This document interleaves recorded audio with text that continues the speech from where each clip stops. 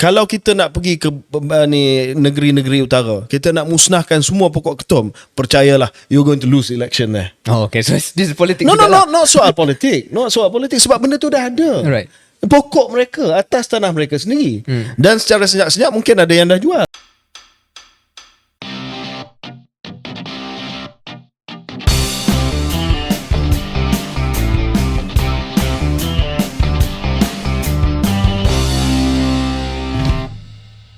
Assalamualaikum warahmatullahi wabarakatuh dan selamat kembali ke episod ke-13 podcast Keluar Sekejap bersama dengan saya KJ dan saya Syaril Hamdan. Syaril, episod yang sebelum ini telah mendapat satu sambutan yang agak hangat. Kalau saya tengok di YouTube, episod sebelum ni, episod ke-12 kalau tak silap saya, adalah episod kedua paling banyak viewers di dalam YouTube. Nombor satu adalah prestasi Kerajaan Madani, mungkin antara episod awal Keluar Sekejap. Tetapi kita telah menerima banyak komen berkenaan dengan episod yang sebelum ini. Kebanyakannya adalah komen yang berkenaan dengan kenyataan ataupun analisa yang telah dibuat dalam Keluar Sekejap berkenaan dengan kedudukan UMNO dan juga PMX. Tetapi sebelum saya minta pandangan daripada Syaril, saya nak memberi shout out kepada saudara Danish Suhaimi yang telah menaja kurta saya dan juga Syaril pada episod kali ini. Jadi tiap episod ada baju baru ni. Kalau ada sesiapa yang nak buat penajaan, sila kontak Keluar Sekejap dalam social media kita, media sosial kita, untuk bincang macam mana kita boleh win-win situation. Jadi Syaril, adakah reaksi yang telah pun kita terima daripada episod yang lepas adil ataupun tidak? Bergantung pada reaksi yang mana KJ, tapi antara reaksi yang hangat sikit lah adalah daripada Datuk Puan Zakashi. Dia ada tulis, dia ahli Majlis Kerja Tertinggi UMNO, yang mana dia banyak serang lebih pada KJ, tapi bila dia serang Keluar Sekejap secara keseluruhan lah atas apa yang kita bincang tempoh hari berkenaan dengan kemungkinan berhubung dengan pengampunan diraja, yang mana nombor satu saya tengok Puan Zakashi ni dia tak faham beza antara podcast dengan Hot FM. Yang itu pun mungkin dia kena, maknanya membuktikan dia tak dengar pun podcast kita ni. Mungkin dia dapat headline mana-mana yang sensasi dan dia terus menuduh. Dia kata kita punya hati sanubari, dia boleh baca lah hati sanubari. Dia tak dengar podcast tu tapi dia boleh baca hati sanubari. Kita berdua kononnya kita adalah nak serang UMNO, nak serang institusi UMNO, tak suka pada Datuk Zahid, tak suka pada Datuk Najib. Dan saya respon. Saya kata dalam satu posting saya kat Facebook lah, jarang kita nak respon, tapi saya kata kalau macam ni tak tahu bezakan antara Hot FM dengan podcast ni pun susah. Tapi saya tunjukkan klip apa sebenarnya yang kita bincang ni Keluar Sekejap. Macam kita selalu tekan dengan KJ, kita berkecuali. Kita buat kerja sekarang ini sebagai orang yang dah digantung dan orang yang dah dipecat daripada parti. Hati kita masih dengan UMNO, tetapi dalam menganalisa sesuatu isu politik, kita analisa secara objektif. Dan kita cuma bincang bahawasanya apakah kemungkinan A, apakah kemungkinan B, apakah yang akan memotivasikan pihak-pihak tertentu untuk buat apa-apa keputusan. Dan bila KJ sebut bahawasanya dalam keadaan pengampunan diraja ini, kita kena buka kemungkinan ataupun kena sedar akan kemungkinan bahawasanya disebabkan PMX sudah ada majoriti, maka belum tentu dia akan ikut semata-mata cakap UMNO. Itu yang KJ cuba sampaikan. Yang saya cuba sampaikan adalah bacaan saya, dia tetap akan menyokong pengampunan diraja. Itu punya ulasan macam itu pun sudah membuatkan orang macam Puan Zakashi ni dia panas sikit lah. Dan bila dia panas, dia tuduhlah kita macam-macam, dan adalah askar-askar dia akan cakap, oh KJ macam ni, Syaril dulu ketua penerangan tak buat video, bila dah habis ketua penerangan baru nak buat video. Saya ingat itu adalah serangan-serangan biasa yang dibuat apabila mereka tak selesa lah. Dia senang cerita dia macam ni, kelompok macam tu KJ, dia akan sentiasa serang kita sebab sebab saya letak jawatan dan saya menyuarakan pandangan selepas PRU. Kalau kita tak buat perkara tu, dia tak bincang pun pasal kita ni. Dia tak akan ungkit pun apa-apa yang dia nak ungkit sekarang ni. Jadi bagi saya itu biasalah menunjukkan walaupun dia kata kita ni dah tak relevan, tapi nampaknya bila kita bincang ni adalah dia terasa, sedangkan dia tak baca pun ataupun dia tak dengar pun podcast kita. Why do you even care about what Fuad Zakashi has to say? I don't necessarily care. I just feel that bila mereka, bila dia hantar ataupun dia menggambarkan bahawa kita ni adalah sesuatu ataupun kita ada agenda di sebalik, saya kira sekali-sekala kita kena respon.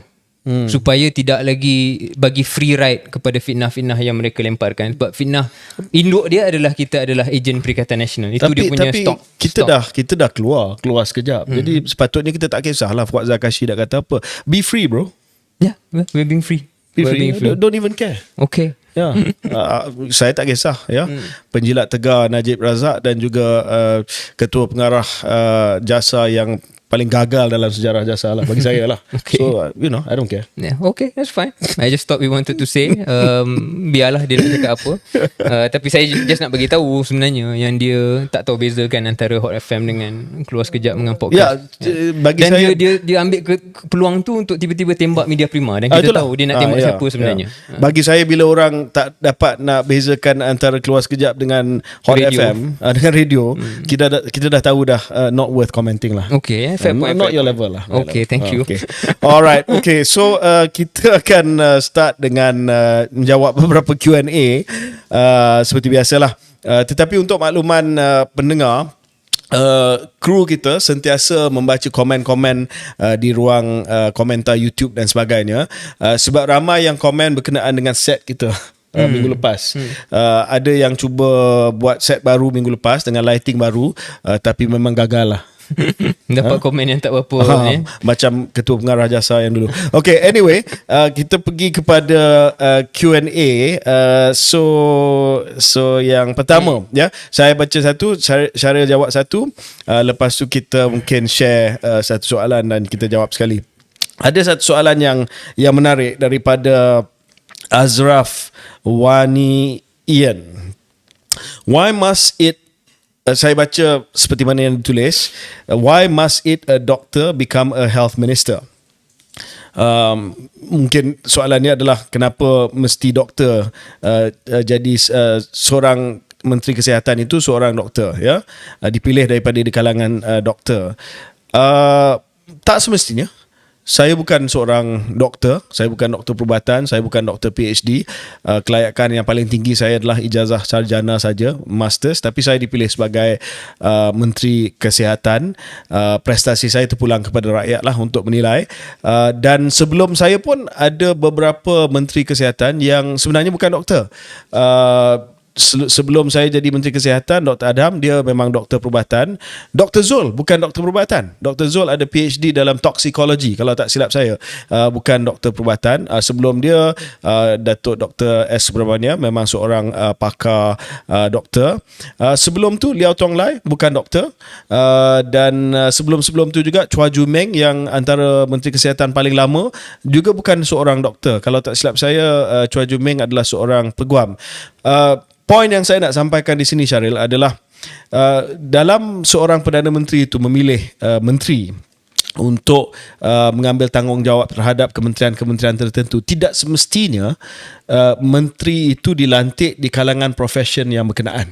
Ya, sebab kita mempunyai sistem Westminster di mana sepatutnya dan seeloknya Perdana Menteri akan lantik di kalangan ahli-ahli Dewan Rakyat. Kalau tak pun mungkin Dewan Negara, tapi itu exception lah, Dewan Rakyat. Jadi dia kena lantik di kalangan ahli-ahli parlimen. Tak semestinya ada ahli dalam ahli parlimen tu dia boleh padankan dengan kementerian. Dan yang paling penting adalah kerajaan ni adalah civilian led. Takkanlah untuk Kementerian Pertahanan kita nak letak seorang askar. Takkanlah untuk Kementerian Pendidikan kita mesti letak seorang cikgu. Ya, yang penting adalah yang dilantik itu accountable, yang dilantik itu competent, dan yang dilantik itu boleh belajar dengan cepat. Dia punya portfolio. What do you think? Ya, saya setuju 100%. Dan mungkin KJ tak boleh sebut lah sebab KJ orang yang memegang portfolio itu. Tetapi zaman KJ menjadi Menteri Kesihatan, ya mungkin orang yang anti-vaksin akan serang, tetapi secara rata-ratanya orang puji. dan bukan walaupun KJ bukan seorang doktor, tetapi yang penting adalah pentadbiran sebab sebagai policy maker kan, Yes. itu yang lebih mustahak sekali. Jadi memang perkara ni saya ingat kebanyakan rakyat Malaysia pun dah boleh nampak contoh yang KJ sebut. Dalam pendidikan kita tak minta cikgu, dalam pertahanan kita tak minta mesti jadi askar dan sebagainya. Yang penting adalah kemampuan dan kompetensi. Sebab tu kita dalam kementerian-kementerian tertentu kita ada ketua perkhidmatan. Contohnya dalam kesihatan kita ada ketua pengarah kesihatan Malaysia. Ya. Itu mesti doktor lah. Ya. Dalam kementerian pendidikan kita ada ketua pengarah pendidikan. Mesti seorang yang Berlatar berlatar belakangkan belakang. pendidikan dan sebagainya. Kalau di JKR ketua pengarah JKR mesti seorang engineer. Ya, jadi kita dah ada ketua profession tersebut, tapi yang penting adalah policy maker. Kita bukan specialist, ya. Bukan tanya Menteri Kesihatan, oh saya sakit yang ini, tolong bagi saya diagnosis. Tidak, ya. Dia adalah policy maker. Dan sebenarnya Syaril, ada banyak komen yang saya juga terima, bukan hanya di Kementerian Kesihatan tetapi juga di kementerian-kementerian lain yang mengatakan bahawa kadang-kala lebih baik kita mempunyai Outsider. seorang menteri outsider sebab dia tak ada tunnel vision, dia tak ada bias terhadap profession yang berkenaan. Dan tambahannya KJ, macam KJ bagi gambaran tadi, kita kena ingatlah dalam satu kementerian ni bukan hanya ada politician sebagai kepala dia, tetapi civil servant. Yes. Penjawat-penjawat awam tu sebenarnya yang menjadi enjin kepada kementerian. Jadi ada partnership di situ. So jawapannya not necessary, could be a good thing, may not necessarily be a good thing, terpulang kepada individu tersebut, ya. Janji dia adalah policy maker, pembuat dasar yang dapat melaksanakan tugas dan belajar dia punya brief ataupun portfolio dengan cepat. Maybe you want to take the next one? Next question daripada MZ Nafiz. Nafiz. Policy Malaysia adalah car-centric, making our cities less walkable friendly. Until when? Jadi soalannya berkisar tentang sama ada dasar-dasar kita terlalu mementingkan kenderaan atas jalan lah, maknanya cars lah, kenderaan persendirian. Dan saya lihat KJ bukan hanya Nafis yang mengutarakan soalan seperti ni, tapi kalau kita tengok dalam media sosial ada suara-suara tertentu apabila ada trend sekarang ke arah EV, kita pun banyak cakap tentang EV, yang sebenarnya kritis sikit. Dia mengatakan jangan kita terlalu mengagung-agungkan EV ini, sedangkan the real solution sama ada dari segi kemajuan sesebuah bandar metropolis ataupun dari segi carbon footprint lebih sepatutnya berkisar pengangkutan awam dan juga pedestrian lah, boleh berjalan kaki dan sebagainya. Adakah dasar-dasar kita terlalu car-centric? I don't think so. I'm not sure if it's fair to cakap kita terlalu car-centric. Kita cuma dalam mode yang mana kena parallel lah. Ada perkara-perkara tertentu yang perlu dilaksanakan oleh kerajaan tempatan misalnya, yang membolehkan pedestrianised cities itu menjadi lebih reality, dan pada masa yang sama dasar-dasar ke arah pengangkutan awam itu masih wujud dan masih perlu ditambah baik dan sedang ditambah baik. Jadi saya tak nampak ia menjadi dia tak menjadi konflik. Kedua-duanya boleh, maknanya kita boleh menggalakkan, mendorong ke arah pemilikan kenderaan EV. Kalau nak beli kereta, beratkan pada EV, pada masa yang sama masih membuat perkara-perkara yang lain itu. Yeah, I'm going to challenge you on that. Ya, saya tak berapa nak setuju dengan Syaril berkenaan dengan komen tadi. Kalau kita tengok dan imbas kembali kepada mungkin 20-30 tahun yang lepas, ya, kita ambil daripada zaman Tun Dr. Mahathir Part 1 lah, bukan Mahathir Part 2, Mahathir Part 1. Kalau kita melihat Mahathir Part 1, itulah zaman 80-an 90-an, pertumbuhan yang paling pesat berlaku di waktu tersebut sebelum krisis kewangan Asia pada tahun 1997. Dan pada waktu itu saya masih lagi ingat, ya, projek-projek pengangkutan awam yang dibuat oleh Tun Mahathir sebenarnya tak banyak. LRT adalah LRT, monorail, tetapi MRT dan juga cadangan pembangunan pengangkutan awam secara bersepadu hanya berlaku selepas Mahathir. Mahathir punya obsession adalah kereta Proton. Sampai dia pernah kata bahawa kita perlu population yang besar untuk kita sustain industri heavy industry. Antara lain adalah industri kereta. Jadi bagi Tun Mahathir lebih kepada aspirasi untuk memiliki sebuah kereta bagi setiap keluarga dan tidak melihat kepada pengangkutan awam secara bersepadu. Bukan kata tak ada LRT itu zaman Mahathir yang mulakan, tetapi tidak secara besar-besaran. Dan pada waktu itu kalau dapat dibuat, mungkin perancangan yang cacar marba yang kita melihat sekarang ini tidak akan berlaku. Sekarang ini bila selepas Mahathir, Pak Allah, Najib datang dia buat MRT dan sebagainya, tetapi dah cacar marba because urban planning kita tidak tersusun.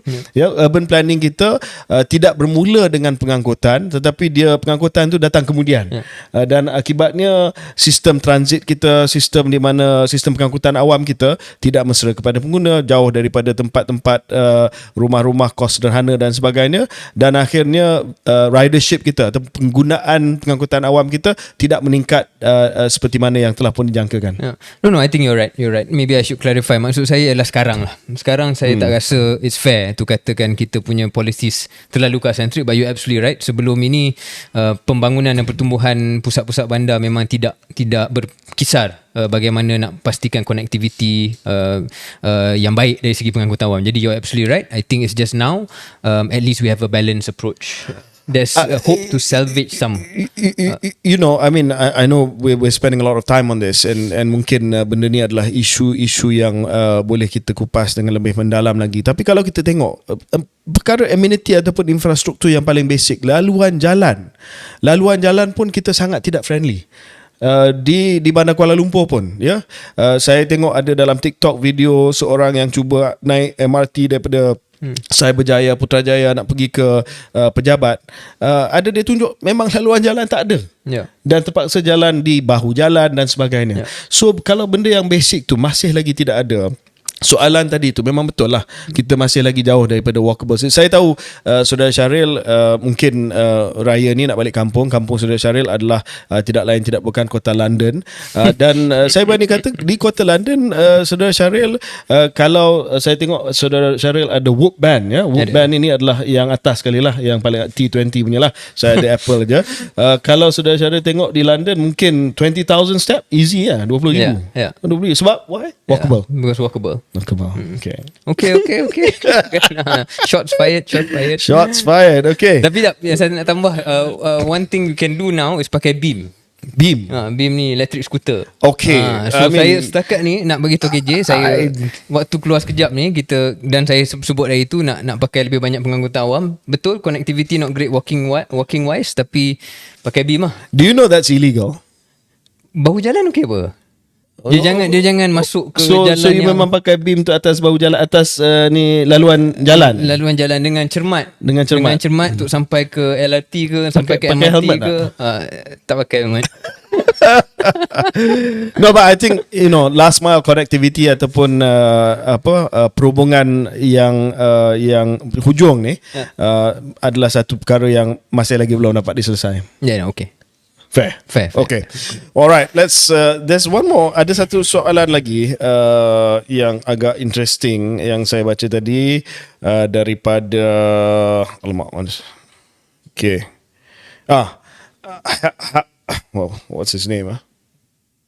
Hariri Hilson. Sir KJ and Sir SH. If you can choose one superpower, what it would be and why? Saya baca dia tulis macam ni. So kalau Syahril diberi pilihan untuk memilih satu kuasa ajaib, apakah kuasa ajaib tersebut? Menjadi ni kita dalam filem lah, tak apa soal hukum ni kita tolak dulu, kita filem. Logik hukum akal semua tak ada. Invisibility kot. Invisible. Okay. Nak masuk bilik siapa? Ni tak ada kena mengenai benda yang tak patut. Untuk kita pergi masuk ke dalam perbincangan hangat, yang kalau kadang-kadang dalam hidup ni, if only boleh jadi orang putih kata fly on the wall lah. So you want to be fly on the wall, invisible? I suppose I could be the fly. Okay. Jadi lalat je lah. Jadi lalat yang boleh duduk dan mendengar perbincangan sulit antara tokoh-tokoh politik kan, apa yang di scheme yang mereka scheme of things ke scheme of whatever kan, semua parti ada scheme dia, ada skema dia. I wish I could listen to that. Okay. You? Saya dah sentuh beberapa episod lepas. Saya nak laci ajaib Doraemon tu. Oh, okay. Time travel. time travel ataupun nak pergi everything everywhere all at once lah. Okay, I see. Boleh kejar Fahmi Fazil dulu. Ya. Boleh tahu PDM mana yang you kalah sikit. PDM mana yang kalah. Ya. Okay, so itulah mungkin kita pergi break seketika sebelum kita mula topik pertama kita.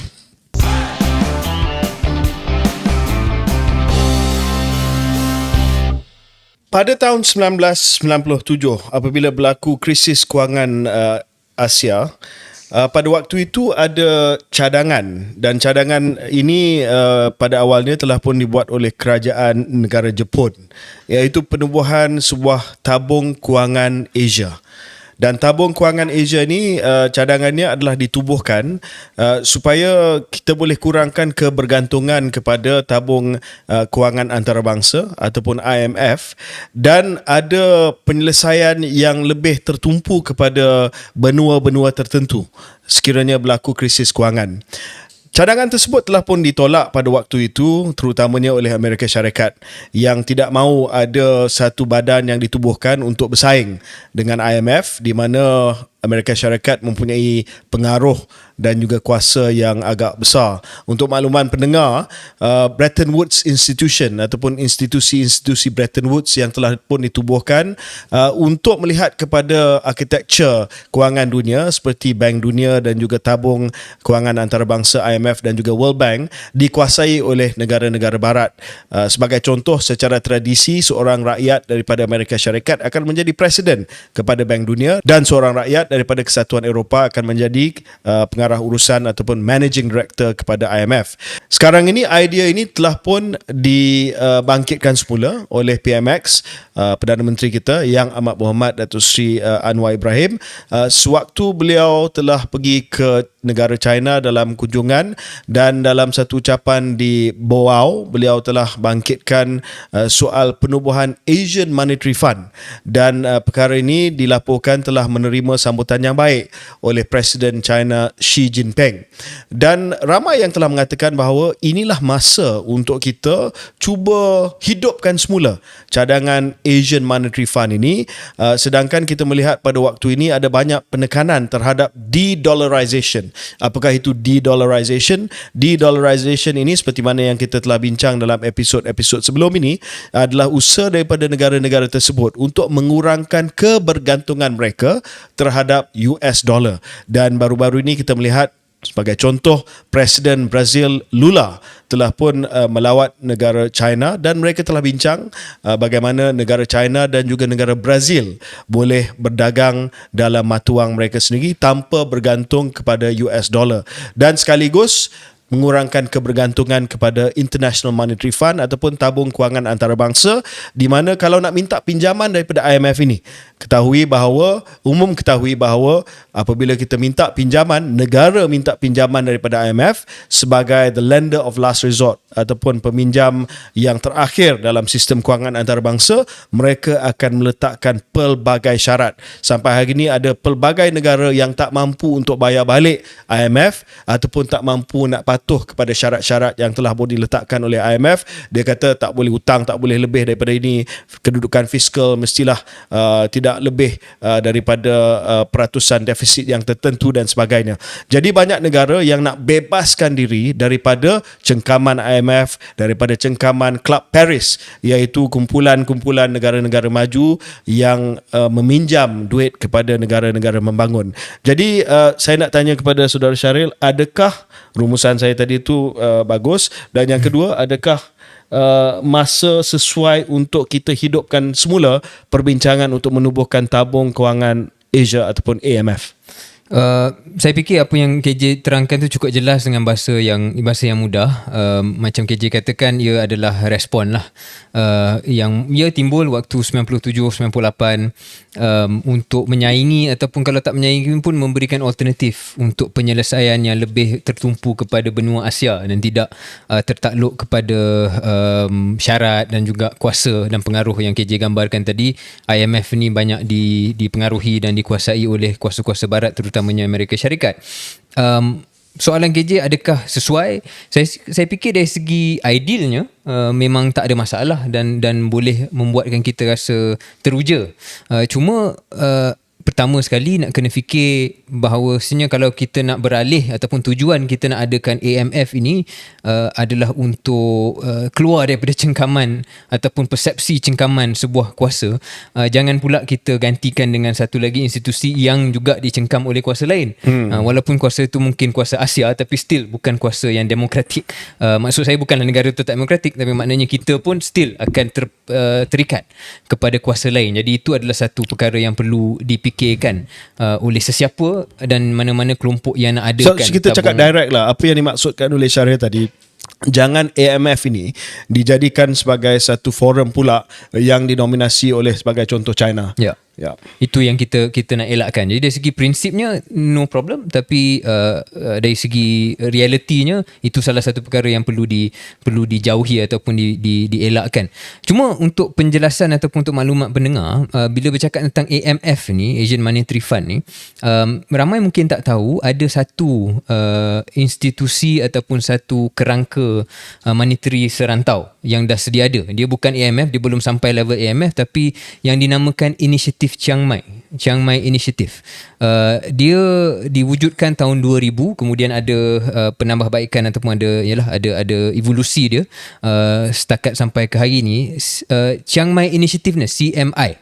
CMI ni secara ringkas dia tak dapat capai apa yang IMF buat, tetapi sekurang-kurangnya apa yang dia buat, untuk pengetahuan pendengar, adalah dia buat perkara yang dipanggil currency swap agreements. Swap agreement ni pendek cerita dia pertukaran mata wang. Sebab antara perkara yang kita nak cuba elakkan adalah krisis ekonomi yang berlaku apabila ada tekanan untuk mana-mana negara dalam Asia ni membayar balance of payments ataupun krisis mata wang asing, reserve mata wang asing. Tak cukup mata wang asing nak bayar. Correct. So dari segi pinjaman ke, dari segi trade ke, bila dia tak cukup, usually US dollar lah. Jadi dia terpaksa pergi ke IMF, pergi buat pinjaman dan sebagainya. Jadi Chiang Mai Initiative ini membolehkan negara-negara ASEAN, 10 negara ASEAN campur 3 negara lain, iaitu China, Korea dan Jepun. 13 negara ini ada agreement. Dalam agreement ini maknanya kalaulah sesebuah negara, na'udzubillah, contohlah kalau Malaysia tiba-tiba terdesak memerlukan mata wang asing dan dia tak ada, dia boleh swap ringgit itu dengan mata wang yang dikendaki. Contohnya US dollar, dia boleh swap. So dia ada inisiatif, ada kerangka tersebut. Jadi kalau nak kata kerjasama antara rantau atau dalam rantau Asia ni dah wujud. Cuma AMF ni adalah barangkali step up lah, satu lagi level. Kalau kita sampai ke tahap itu, mungkin entiti yang lebih formal daripada CMI ni, Chiang Mai ni, mungkin memerlukan satu sekretariat yang tetap, mungkin memerlukan saiz dana yang lebih besar. Dalam Chiang Mai Initiative ni, dana dia saya baca 240 bilion USD. Besar lah, tapi tak cukup untuk kita pastikan ada buffer andai kata perkara yang buruk berlaku. Mungkin perkara-perkara lain yang perlu ditambah baik untuk step up ke AMF. Kena ada paid in capital. So paid in capital ni maknanya negara-negara yang nak jadi ahli dalam AMF ni kena letak duit lah. Dia bukan free, bukannya kita boleh semua kena letak duit. Sekarang ini Chiang Mai Initiative ni KJ, dia tak letak duit, it's just committed funds. Jadi bila perlu barulah negara akan bagi. Dia bukan lagi dimasukkan dalam satu dana yang diinstitusikan. Jadi itu contoh-contoh bagaimana kalau nak naik daripada CMI ke AMF, inilah antara perkara yang perlu diselesaikan dan dipersetujui oleh semua negara. Dan mungkin KJ, sebelum saya serang balik KJ, that is the point lah. The point ni, adakah kita boleh capai satu tahap di mana negara ni semua boleh setuju? Sebab Indonesia pun, kalau saya boleh tambah, Indonesia tak berapa setuju. Menteri Ekonominya Airlangga Hartarto mengeluarkan kenyataan selepas apa yang disebut oleh PMX, seolah-olah macam kata okay, good idea, tapi not really realistic. Itulah gambaran yang dia cuba berikan. Dia katakan mungkin ini satu impian yang masih jauh lagi. Jadi itu sebenarnya point ni adalah bagaimana kita nak pastikan semua negara setuju. Kalau hanya Malaysia dengan China yang bercakap, memang tak ke mana lah. So saya melihat di sini Ya, saya tahu tentang Chiang Mai Initiative multi currency swap arrangement yang mana memberi kemudahan kepada negara-negara yang mungkin tak cukup mata wang asing untuk swap mata wang mereka kepada mata wang asing yang berkenaan, dan ini telah banyak menstabilkan negara-negara di rantau ASEAN dan juga Asia Pasifik, sebab antara masalah yang berlaku pada krisis kewangan Asia pada tahun 1997 adalah bukan saja masalah pasaran modal, tetapi masalah mata wang juga. Semua mata wang telah jatuh dari segi nilai mereka. Saya melihat untuk naik taraf inisiatif tersebut kepada satu tabung, satu dedicated tabung di mana setiap negara kena menyumbang modal dan sebagainya, satu keperluan dia sudah pun mungkin mendesak, disebabkan pada waktu ini ramai negara yang tidak mahu melihat US dollar memonopolikan sebagai reserve currency of the world. Mereka rasa bukan hanya dari segi kesan ekonomi. Sebagai contoh sekarang ni, kadar faedah di Amerika Syarikat naik, kesannya adalah nilai mata wang Amerika Syarikat pun naik. Jadi mata wang kita di Asia berbanding dengan mata wang di Amerika Syarikat jadi lebih lemah. Imported inflation, inflasi meningkat sebab kita nak kena import makanan, barang makanan dan sebagainya, jauh lebih mahal sebab kita nak kena bayar dalam US dollar dan sebagainya, dan oleh kerana interest rate dekat US naik, US dollar naik, we are the losing end. Itu yang pertama, kesan ekonomi. Yang kedua adalah weaponization US dollar. Ini yang ramai risau sekarang ni. Bila kita melihat kepada respons Amerika Syarikat contohnya terhadap Russia dan sebagainya, bagaimana US dollar digunakan sebagai satu alat senjata, weaponization, sanctions, US dollar account dan sebagainya dibekukan.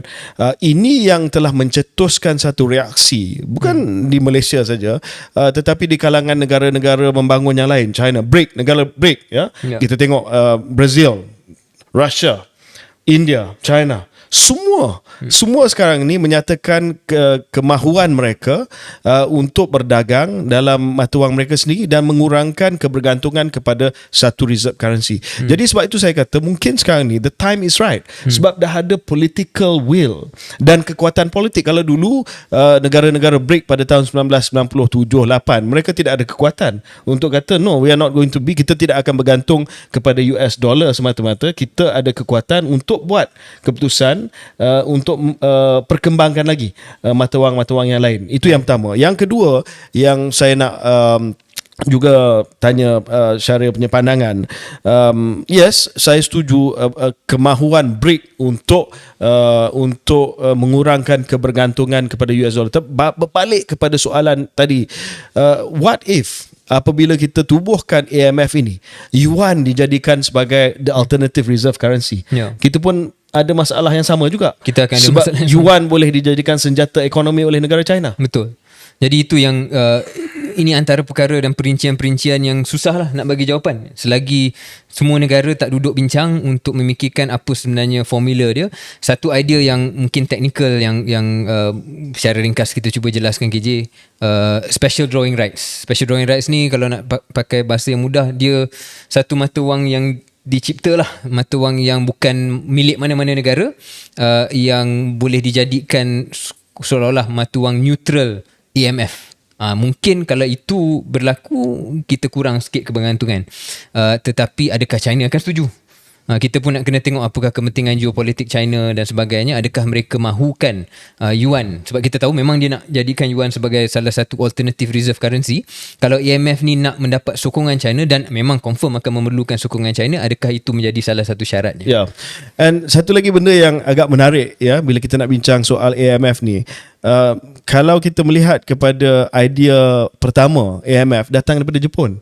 Sebab pada akhir tahun 90-an yen adalah de facto number 2 reserve currency di Asia. Sekarang ni diperjuangkan oleh China. So jadi kita boleh tengok bukan kebetulan. Kita boleh tengok geopolitik dia tu sudah pun berubah. Bukan Jepun, bukan Jepun yang nak sangat lagi, tetapi China yang nak. Tapi last tentang perkara ni, Syaril, sebab saya tahu segmen ni agak susah untuk tangkap, ya. Kita pun nak explain pun agak susah dalam masa yang singkat, sebab soalan dia agak teknikal, tapi yang rumusan dia adalah AMF ni bukanlah satu idea yang mudah untuk dilaksanakan, ya, sebab memerlukan kerjasama daripada semua, memerlukan persetujuan daripada kuasa-kuasa ekonomi yang besar, dan boleh mengundang kepada dominasi yang baru, bukan dolar tetapi yuan sebagai contoh. Dan memang dah ada satu kerangka Chiang Mai Initiative yang melaksanakan exchange rate stability dengan bagus. Dalam keadaan ini menjadi satu cadangan yang sangat rumit, yang akan mengundang respons yang pelbagai. Contoh Airlangga, Bapa Airlangga daripada Indonesia pun sendiri tak setuju. Kita pun tahu bahawa Amerika Syarikat pun mungkin tak setuju. Jepun pun mungkin berhati-hati disebabkan kebangkitan Yuan dan China.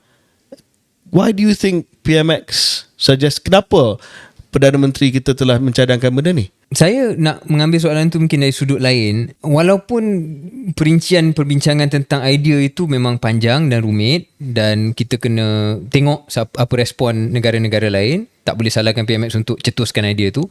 Saya lebih mungkin nak tukar gear sikit. Mungkin ini kali pertama dalam satu tempoh yang agak lama, KJ, di mana Perdana Menteri Malaysia mengutarakan satu idea yang mendapat respon daripada negara-negara lain. Kita ingat dulu zaman Tun Mahathir, sentiasalah Mahathir Mark 1 lah, versi pertama, banyak idea-idea beliau ataupun komen-komen beliau yang mendapat perhatian dunia. Time Datuk Najib pun ada, especially penggal pertama. Sekarang ini mungkin ini salah satu cara untuk PMX meletakkan Malaysia menjadi sebahagian daripada perbincangan lagi, part of the conversation lah. Itu satu. Keduanya, tak boleh tidak kita kena sedar, ataupun kemungkinannya ialah ia juga untuk domestic audience. Ia juga untuk PMX menunjukkan dan memaparkan bahawa dia adalah international leader. Tapi ya, saya setuju. Contoh zaman Tun Mahathir, versi pertama, cadangan yang seumpama ini adalah East Asian Economic Caucus, ataupun EAEC, yang menjadi asas kepada AMF ini, ya. Tetapi bagi saya risau bahawa cadangan PMX ni, walaupun ya saya faham apa yang Saudara Syaril sebut, nak jadikan Malaysia sebagai talking point, idea-idea besar, tetapi boleh dilihat dari sudut mempromosikan China dan juga Yuan sebagai reserve currency ataupun mata wang utama di Asia, dan mungkin dilihat terlalu pro China pula. Ya, itu antara perkara yang kita hint sikit, KJ, waktu kita bincang episod trip dia ke China kan, dan saya pun membangkitkan antara petikan ucapan beliau yang dilihat agak mesra lah, nak menunjukkan kemesraan kepada China. Saya lebih nak pause, ataupun bukan pause, nak tunggu kejap, nak tunggu trip dia ke Amerika Syarikat. Okay. Kita tengok apa komen dia sewaktu dia Amerika Syarikat. Mungkin ini cara PMX, dia sentiasa nak memberikan komen yang positif kepada negara yang dia lawat, dan kemudian ada momentum di situ. I think let's wait for him to go to the States and then see what kind of narrative dia cakap. So satu idea yang dibangkitkan semula, yang menarik, yang mengundang pelbagai reaksi, yang ada implikasi yang pelbagai juga, yang mungkin kita we will continue to watch this space. Correct. Okay, kita akan kembali lepas ni.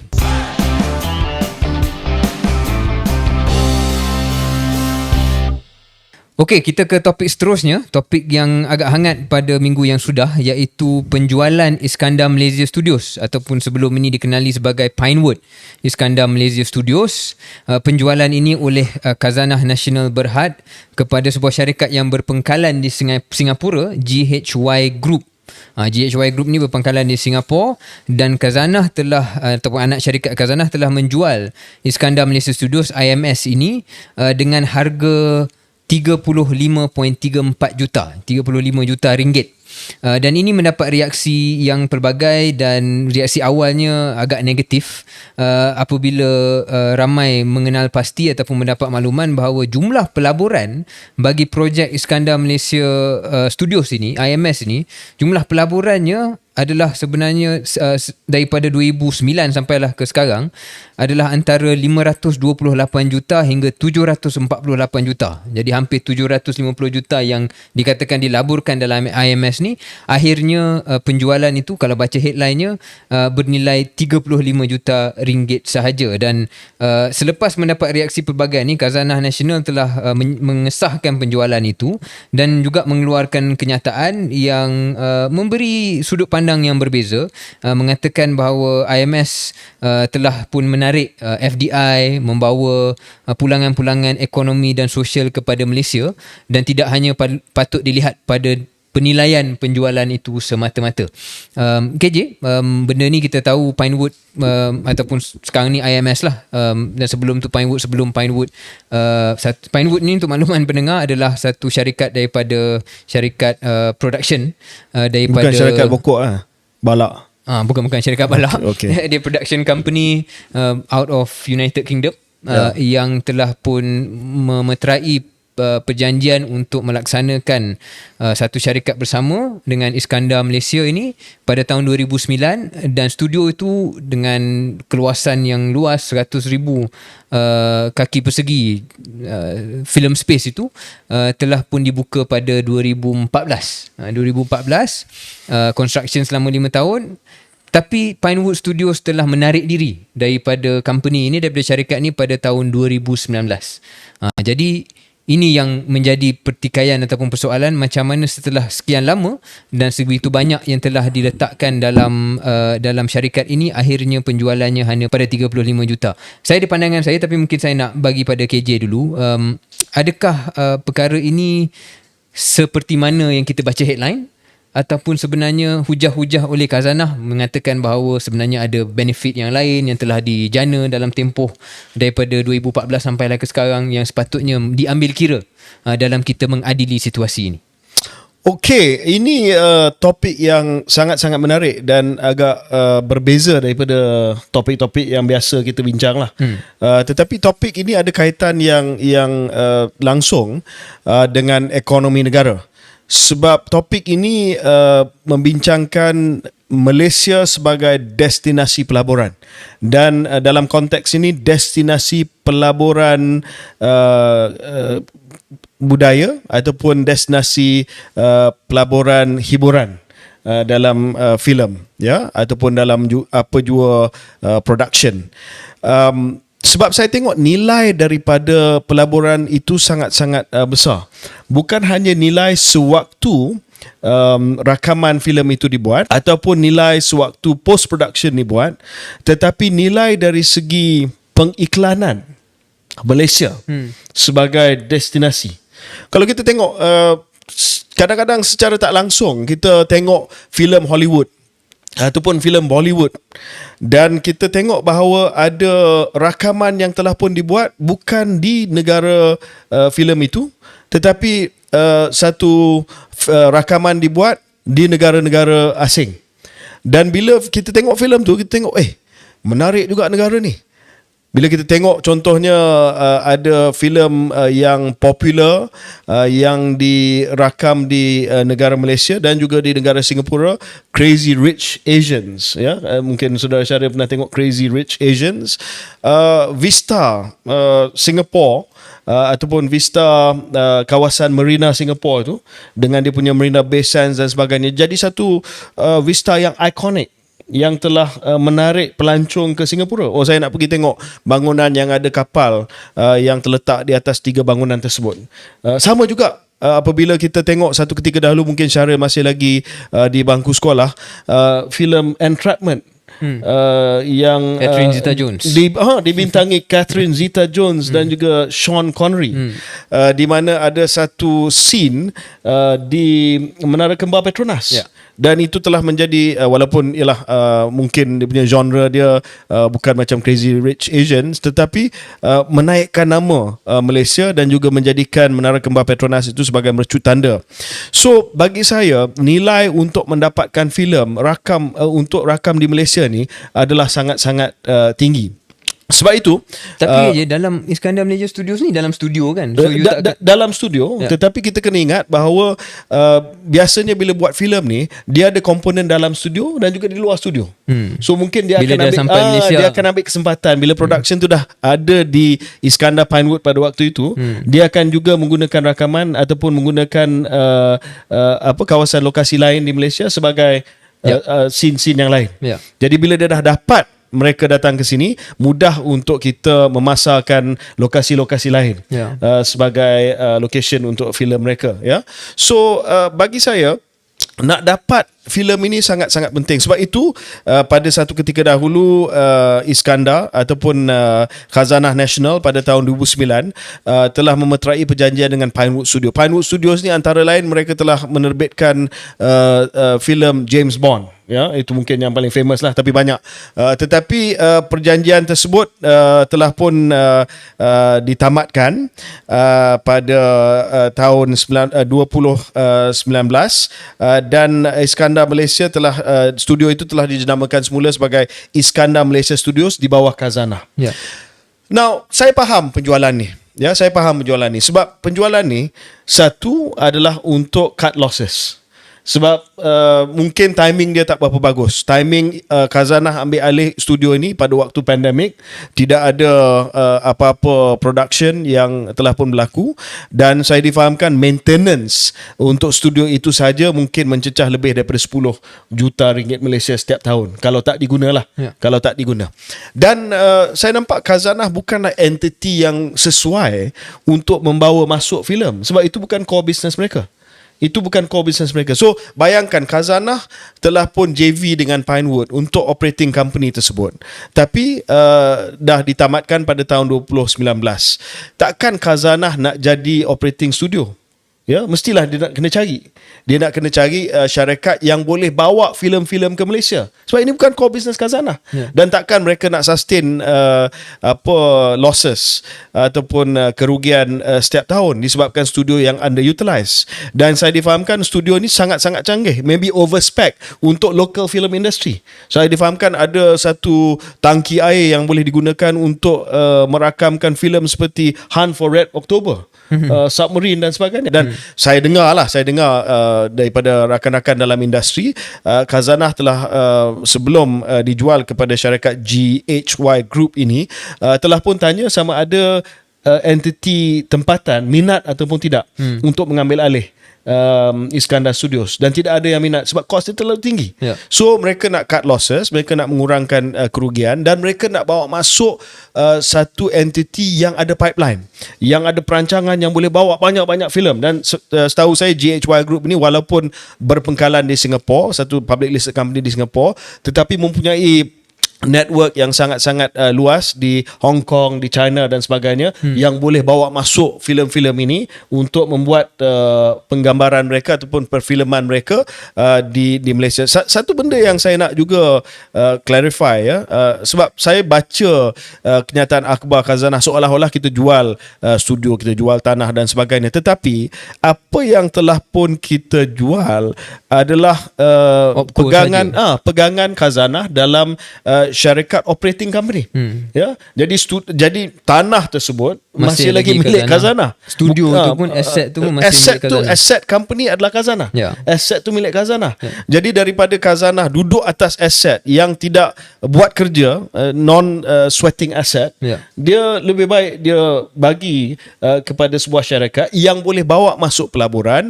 Bila bawa masuk filem daripada luar negara ni, sudah pasti filem tersebut dia tak akanlah nak bawa segala kru daripada luar negara, production crew dan sebagainya, dia mesti nak cari daripada sini juga. Ini salah satu wawasan Iskandar asal, di mana foreign companies datang ke sini, production company datang ke sini, tapi production crew akan diambil daripada pekerja-pekerja Malaysia. Betul apa KJ kata. Kalau saya boleh rumuskan, maknanya matlamat asal itu masih boleh dicapai, cuma ownership opco saja. Syarikat operating tu, operasi tu yang telah dijual.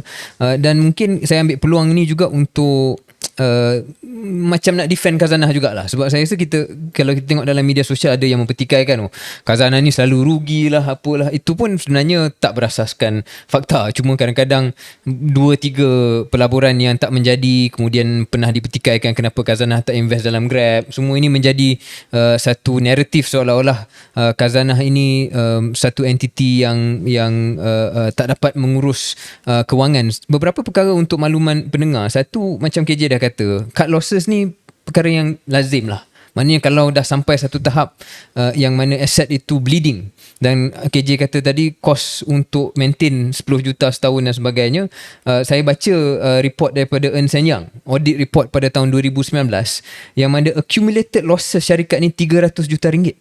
Accumulated losses 300 juta dan current liability semasa 3 juta pada waktu itulah, pada tahun 2019. Maknanya kalau tak jual memang sentiasa nak kena bayar kerugian itu. Jadi itu satu perkara yang perlu disedari. Mungkin yang kalau nak bincang, kalau tak dalam episod ni pun pada masa yang lain, macam mana boleh sampai ke tahap ni lah. So saya rasa apa yang Khazanah buat sekarang ni untuk mengurangkan kerugian tu betul. Tapi langkah yang pertama itu saya rasa ada sesuatu yang tak berjaya lah. Kita kena akui bahawa memang tak berjaya. Because memang tak berjaya, KJ, bukan hanya dari segi matlamat asal tu mungkin masih boleh jayakan, tapi dari segi pengurusan syarikat itu ada grant daripada kerajaan, 250 juta ringgit yang diberikan oleh UKAS, unit kerjasama awam swasta, dan juga dari dana strategik Iskandar. Jadi in total 250 million ringgit grant was given to this company, IMS. Tapi in the end accumulated losses 300 million dan current liabilities 3 million. So that is the question. So bukan keputusan untuk Khazanah jual tu, saya ingat betul. And to be fair to them, and kena ingat juga Khazanah ni bukan macam sovereign wealth fund yang lain yang dapat suntikan selalu daripada kerajaan. Dia dapat satu suntikan saja dulu. Dan semua benda yang Khazanah buat sekarang adalah berasaskan dividen dia dan juga penjualan aset lah untuk manage cash flow dia, dan dia still kena bayar dividen pada kerajaan. So I think to be fair to Khazanah, the question should be, how did this company get to this point, not the sale of the assets. So pokok pangkalnya keputusan Khazanah sekarang ni saya rasa kita setuju. Cuma bagaimana keadaan boleh merosot sampai ke tahap ini, itu yang kita kena tanya. Kenapa original business plan ataupun perancangan asal telah pun gagal. Dan saya sempatlah ada baca banyak sebab Iskandar Studios ni terlalu jauh, tidak ada supporting ecosystem, tidak ada pekerja-pekerja yang dapat support satu ekosistem ataupun satu demand yang dijangkakan, tapi demand tu tak pernah datang. Ada saya baca perfilman rakaman Marco Polo dibuat di situ dan sebagainya, tetapi tidak seperti mana yang telah pun digambarkan. Pipeline yang banyak. Digambarkan bahawa setiap tahun ada berpuluh-puluh production yang akan mengambil tempat di satu, tapi tak jadi atas pelbagai sebab lah. Marco Polo, kemudian ada talent show kan, Asia's Got Talent, The Voice, something like that. So basically tidak memadai dengan infrastruktur yang telah pun dibina.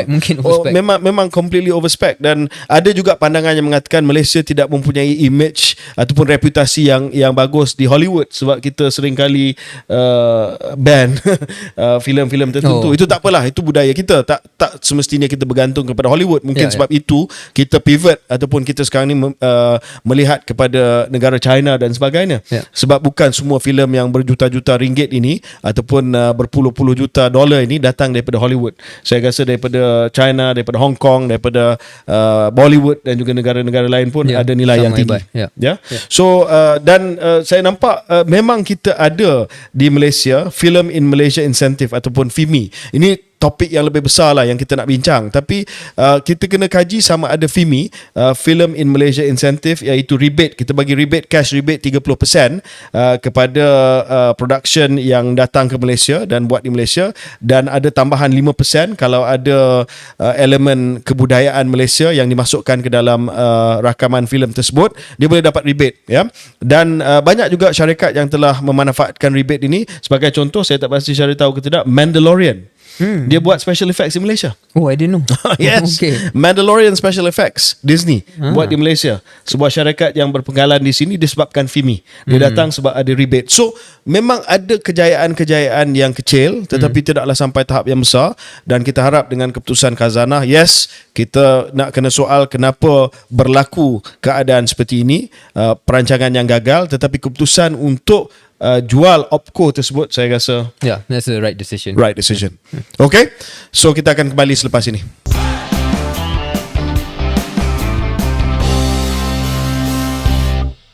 Selamat kembali ke podcast Keluar Sekejap. Kita dah bincang panjang lebar tentang tabung kewangan Asia, tentang insentif ataupun industri perfilman antarabangsa di Malaysia. Itu belum lagi kita bincang soal industri filem tempatan. Saya tahu ramai mungkin pemain-pemain industri filem tempatan akan tanya, kenapa KJ dengan cara bincang soal filem daripada antarabangsa dan tidak bincang soal filem tempatan. Kita akan ada special episode untuk kita membincangkan filem tempatan selepas ini. Tadi kita hanya bincang soal satu topik yang spesifik berkenaan dengan pelaburan antarabangsa dalam studio di Malaysia dan juga tarikan Malaysia sebagai destinasi perfilman untuk filem-filem antarabangsa. Okey, last topik kita, dan kita tidak ada banyak masa, dan ini topik yang hangat dan sensasi, dan kita saya minta maaf lah, kita akan biar topik ini tergantung begitu saja, ya, sebab kita nak dengar reaksi daripada orang ramai. Saya gunakan pentas Keluar Sekejap ini untuk membuat satu cadangan dasar yang dahsyat, hebat dan luar biasa. Dan ini dibuat untuk mencetuskan public debate, dan bagaimana kita dapat melihat ini sebagai satu dasar ataupun polisi yang realistik ataupun tidak. Syaril, saya baru-baru ni baca dalam berita pada 4 hari yang lepas, penjawat awam jual air ketum di sekitar Putrajaya. Yes, hari ni kita nak cakap soal ketum, ya. Ketum adalah pokok ketum adalah pokok yang indigenous di Malaysia. Maknanya yang terdapat di Malaysia. Bumi Putra. Pokok Bumi Putra. Pribumi. Pokok pribumi. Ya. Dia asal di sini, ya. Pokok ini tidak dibawa daripada negara lain. Pokok getah dibawa daripada negara lain. Pokok kelapa sawit dibawa daripada negara lain. Did you know that? Brazil.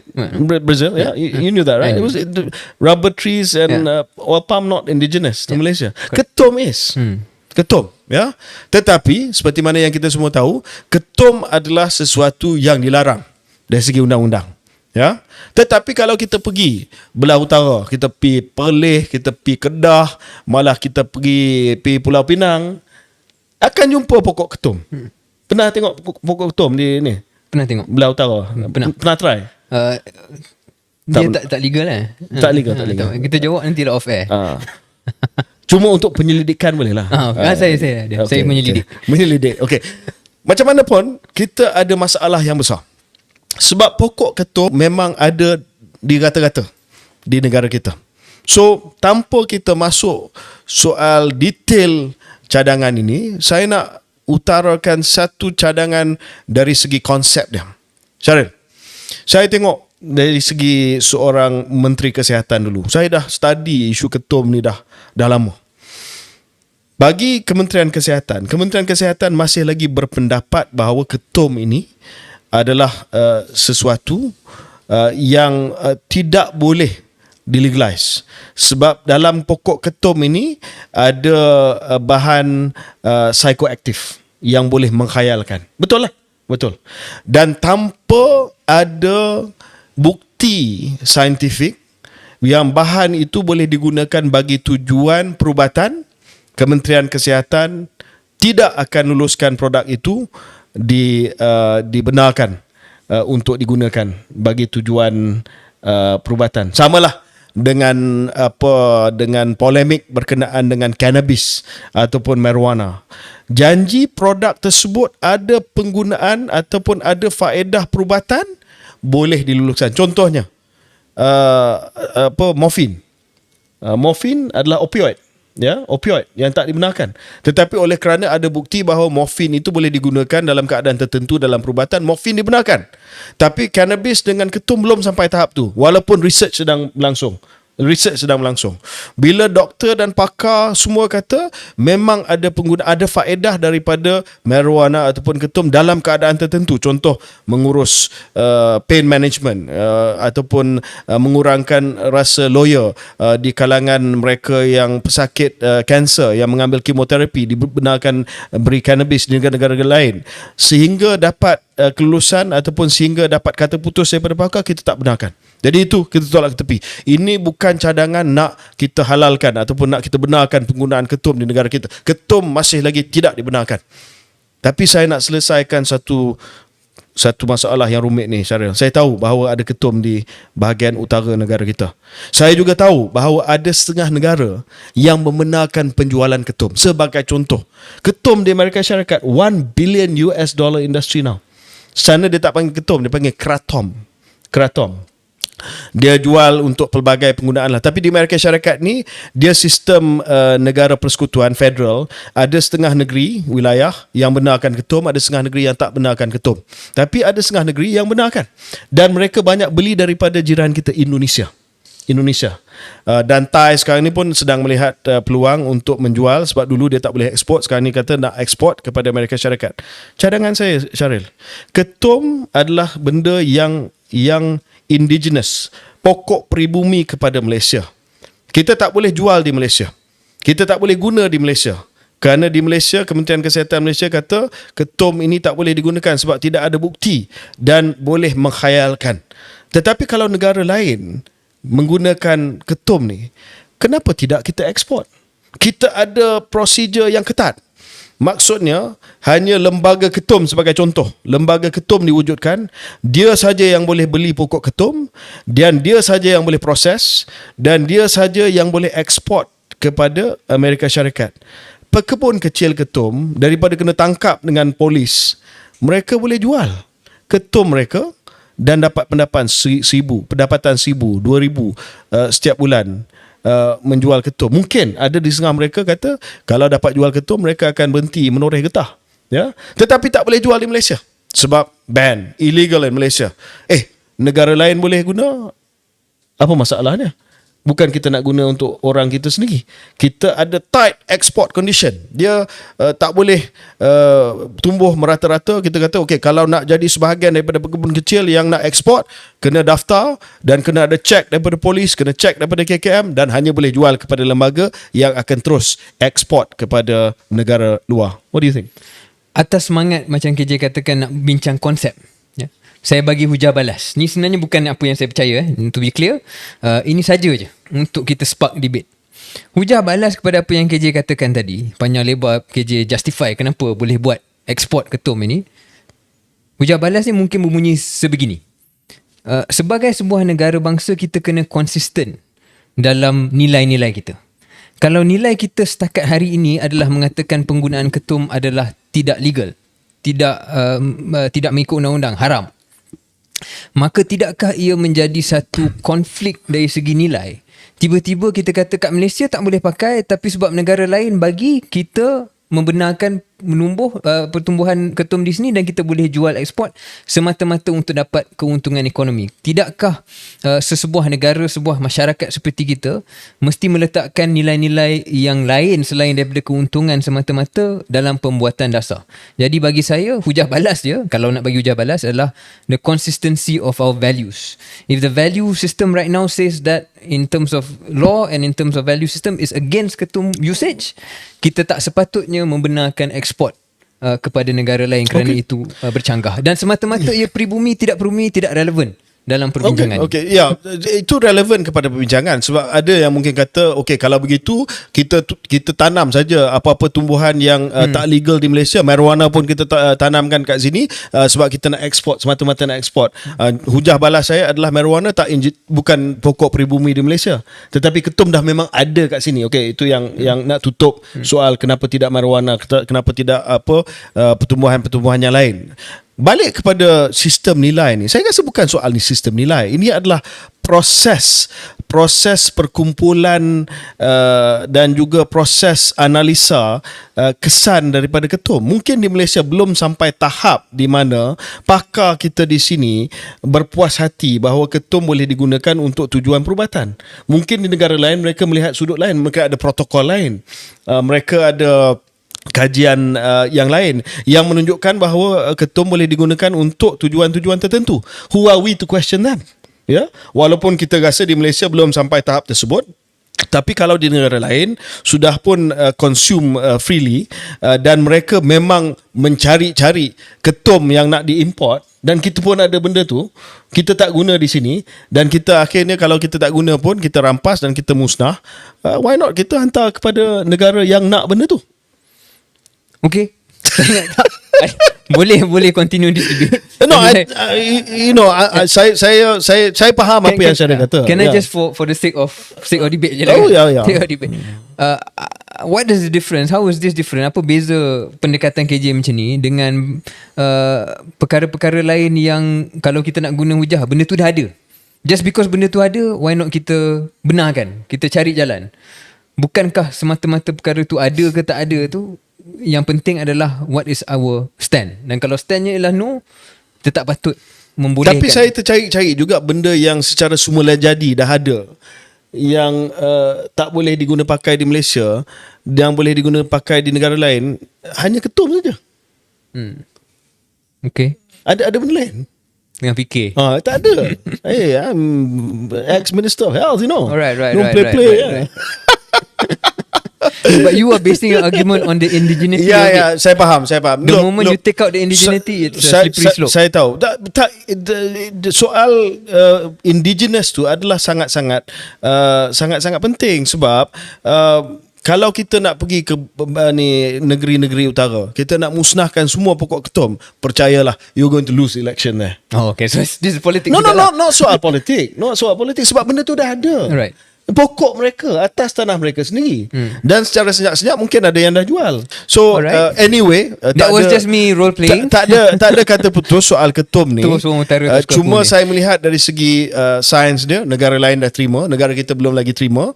Benda tu dah ada, benda tu dah tumbuh, benda tu dah wujud. Kenapa kita tak keluarkan satu kerangka yang terhad, yang terkawal dengan polis, dengan custom, semua, supaya kita dapat ekspor benda tu. Ya, benda yang kita tak nak pakai, kita hantar ke orang lain yang nak pakai, dan kita raih pendapatan untuk pekebun kecil. Ini idea. Ya, bukan semua idea akan jadi kenyataan, tetapi dalam hidup ni kena idea hebat, dahsyat, luar biasa macam ni. Betul lah? Okay, betul. Okay. See you next episode. See you next episode. Give us your comments.